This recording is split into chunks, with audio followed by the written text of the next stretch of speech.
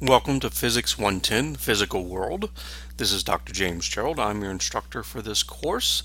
I want to walk you through the Canvas shell a little bit. It's not complete. It's far from complete. I'm going to be working on this every semester, every week as we go, adding in the content.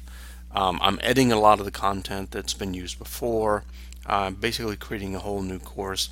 But I want to walk you through how to work this course. Several things you should start out with.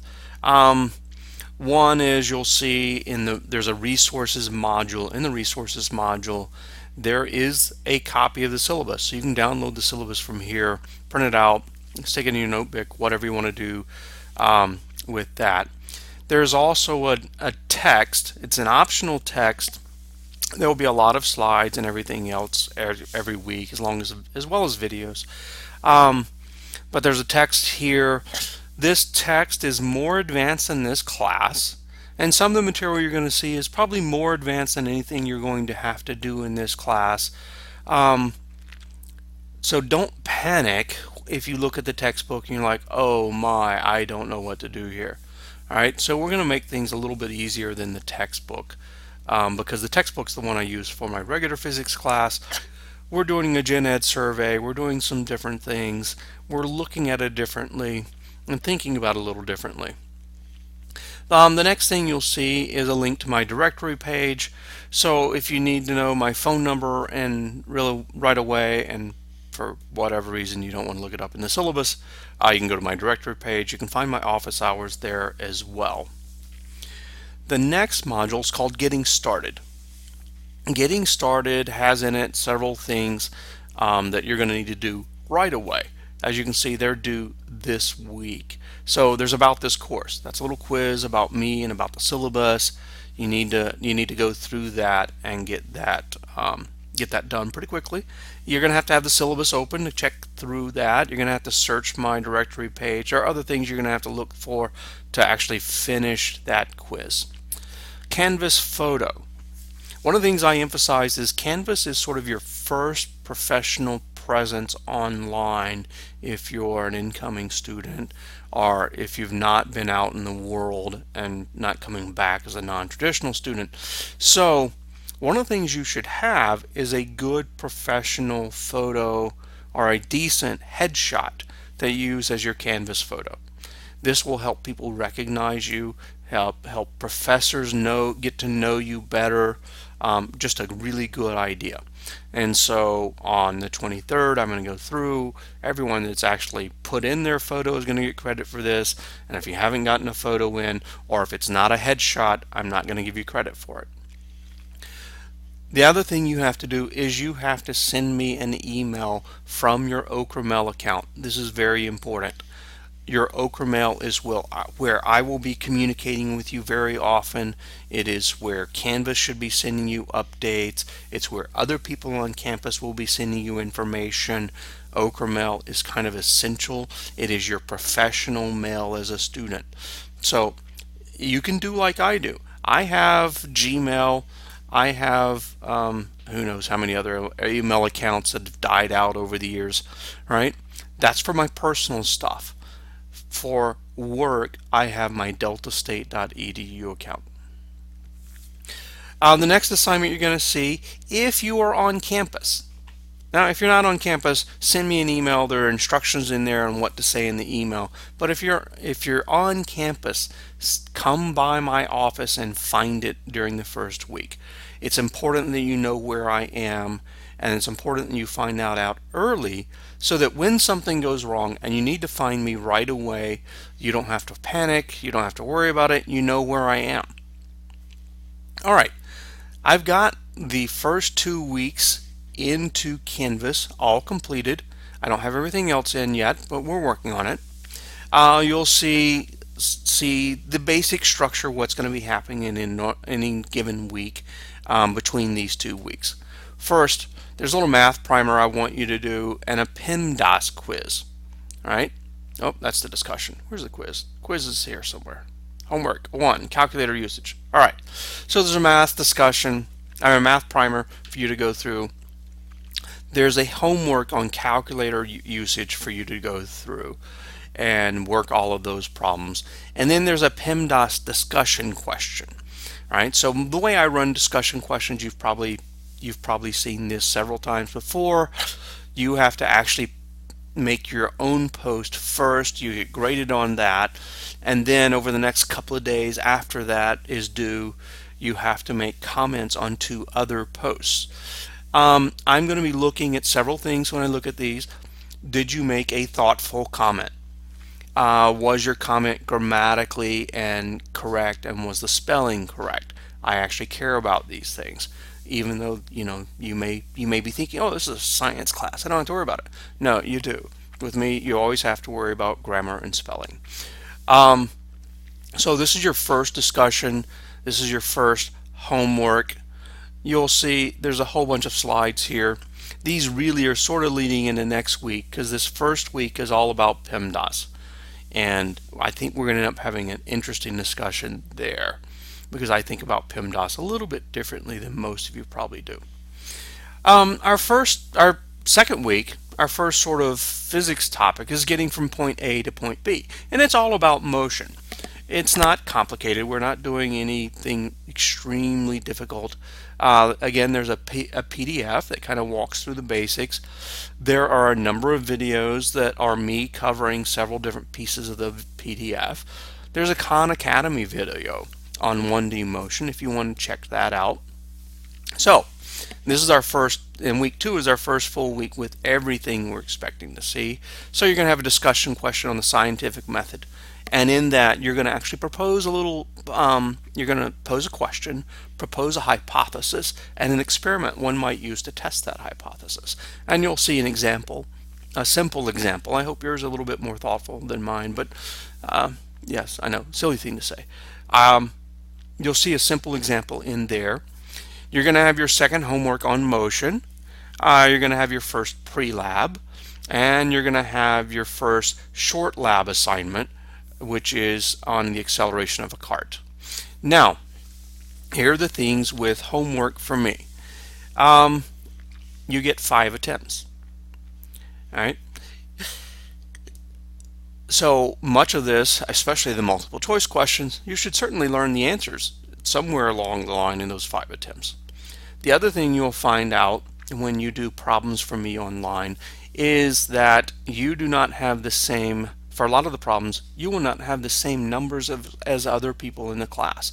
So if you turn to someone and say, hey, what you get for homework 2, number 5, and they say, I got 52, well, that might not be your answer, because you might have completely different numbers. You are going to have to work these on your own in order to get to the answer for your homework set. And I give you some guidance in this one, I believe it is, on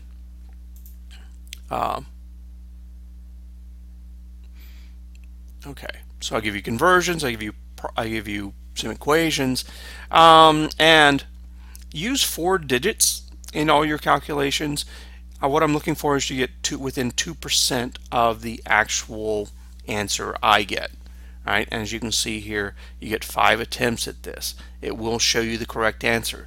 So the way to work this is work a problem. If you get the wrong answer, don't start another attempt until you've managed to use that problem to get the answer that Canvas is giving you. And then when you go back, you should be more confident about, I know how to work this problem. If we look at the syllabus real quick, okay, physical world, if this is not the course you're supposed to be in, well, you need to change that. My office hours. My office hours are set up so that I have a good bit of time Tuesday, Wednesday, and Thursday where you should be able to get hold of me after all your classes are done. Monday, Wednesday, Friday, 10:15 to 11:45, just sort of standard morning hours, but these later hours, I'm hoping that this will be a good time for you guys to be able to get hold of me.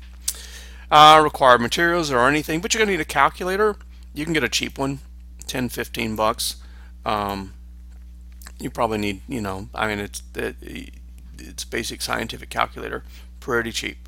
The supplemental materials, you can get them straight from the source, or you can download them from the resources module. So if you look through this, you'll find, okay, we have homework problems, 20% of your grade, discussion questions, 10%, pre-lab problems, 10%. Lab reports fall into two different categories. Short reports, like the first one is a short report, you're just going to give me your data. And long reports. Long reports, we're going to do, I think, 4 of these during the semester. You're going to have to be more thoughtful. You're going to have to write a little bit more. It's not just spitting the data back at me. And I'll have a rubric that I'll provide to you on how I'm going to be grading the long report. We're going to have 4 exams spread out over the semester. They're worth 30% of your grade. And we're going to have a comprehensive final that's worth 10% of your grade. I have a standard 10-point grading scale. What I will actually do is the place where you'll see variance in this is the exams. If the exam ends up being a little hard, I'll scale the exam up so that at the end of the semester you know whether or not you're on target, right? This is an online course. Attendance means substantive interaction each week. It's really important. If you notice here at the bottom, when I say F is below 60% or more than 4 inactive weeks. If you know you're going to be gone for a week, let me know ahead of time. If you become ill, let me know. There are all kinds of things you need to just communicate with me about. If I see you inactive for a week, I'm going to be reaching out to you. It's very important that you stay in contact because, as you saw from the modules section, right, which is our home page, every week there are going to be several things for you to do. None of them are going to take a lot of your time, but there are going to be several things for you to do every week. And if you're not doing them, if you're not engaged, that's going to be problematic. Also in the syllabus, you can see what are we going to be talking about all semester, right? So we're going to start off with getting from point A to B, which is just the basics of motion. The kind of things that at some level you kind of know. We're just making it a little bit more formal. We're going to talk about objects in motion. This is all about Newton's laws. We're going to do some stuff about what goes up must come down. So this is really pendulums and masses on springs. A little bit about momentum and impulse. Then we're going to switch topics. So at the end of this bit, there's going to be an exam. So mid to late September, there's going to be an exam. And then we're going to transition to heat. What is heat? What is temperature?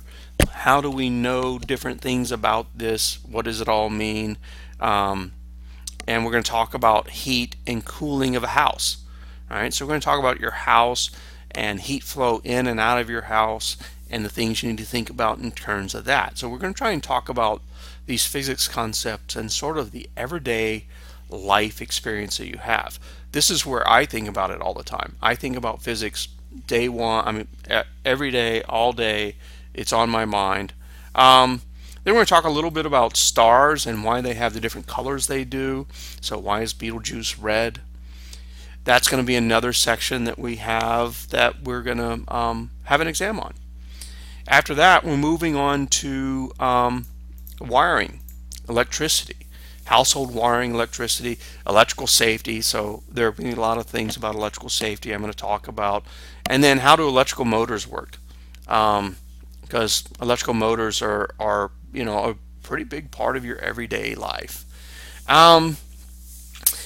That's another section, another exam. And then we're moving on to light and sound.